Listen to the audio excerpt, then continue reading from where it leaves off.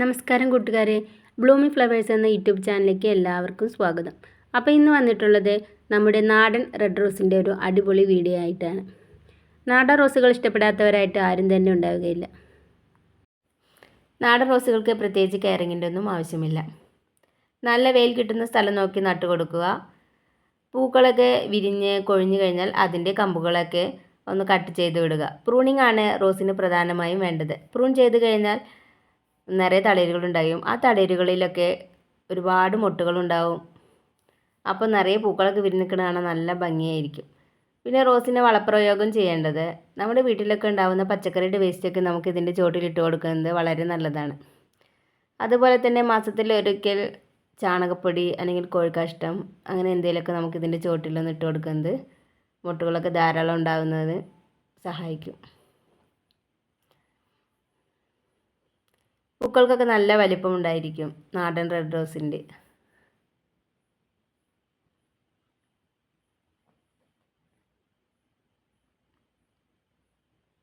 നല്ല ഭംഗിയുള്ള ഒരു കളറാണ് ഈ റോസിന്. അതുപോലെ തന്നെ നല്ല സ്മെല്ലും ഉണ്ടായിരിക്കും.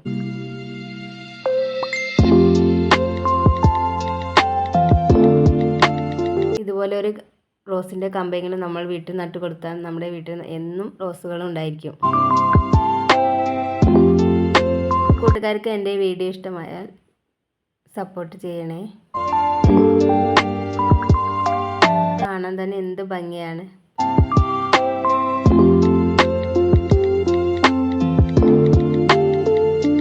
ഇതുപോലെ നിറയെ പൂക്കളുണ്ടായി നിൽക്കുന്നത് കാണാൻ നല്ല ഭംഗിയായിരിക്കും.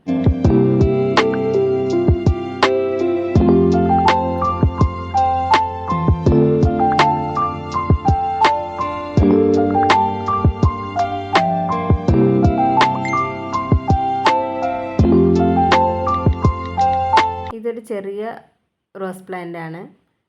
അത് കട്ട് ചെയ്ത് വിടുന്നതിനനുസരിച്ചാണ് അതിൽ പൂക്കളുണ്ടാവുന്നത്. ചെടി കട്ട് ചെയ്ത് വിടുകയാണെങ്കിൽ ഒന്നോ രണ്ടോ പൂക്കളൊക്കെ ഉണ്ടായി അങ്ങനെ നീണ്ടു നിൽക്കും.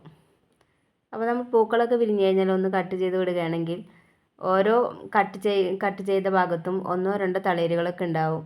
അങ്ങനെ ചെടി ബുഷായിട്ട് നിൽക്കും. ബുഷായി നിന്ന് കഴിഞ്ഞാലാണ് റോസ് ചെടിയൊക്കെ കാണാൻ നല്ല ഭംഗിയുണ്ടായിരിക്കുക. അപ്പോൾ എല്ലാ കൂട്ടുകാരും ഇതുപോലെ ഒരു റോസ് ചെടിയൊക്കെ നട്ടുപിടിപ്പിക്കുക.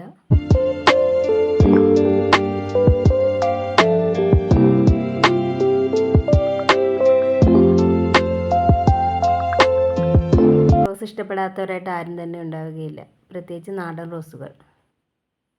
അപ്പോൾ ഇന്നത്തെ വീഡിയോ ഇവിടെ വൈൻഡപ്പ് ചെയ്യുകയാണ്. ബൈ.